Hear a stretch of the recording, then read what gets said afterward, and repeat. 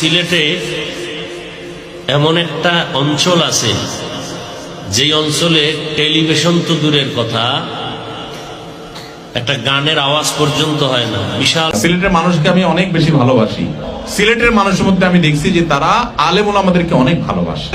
আলেম বেশি, ওলামা একরাম বেশি। এজন্য সবগুলো মেয়ে বোরকা পরে স্কুলে যায়, কলেজে যায়। শুধু বোরকাই না, আবার প্রত্যেকের হাতে ছাতি। আলহামদুলিল্লাহ, মদিনার সমাজ। এখনো বড় বাজার, বিশাল বড় অঞ্চল, আমি ওখানে ওয়াজে গেছি, এখনো হয় না।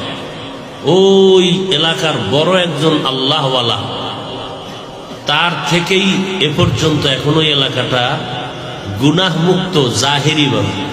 আর সিলেটটা হলো বাংলাদেশের মধ্যে সবচেয়ে ধনী জেলা। সিলেটের অর্ধেকের বেশি মানুষ হয় লন্ডন, নয় আমেরিকা, নয় জাপান, দুনিয়ার বিভিন্ন দেশে তাদের সেখানেও বাড়ি আছে।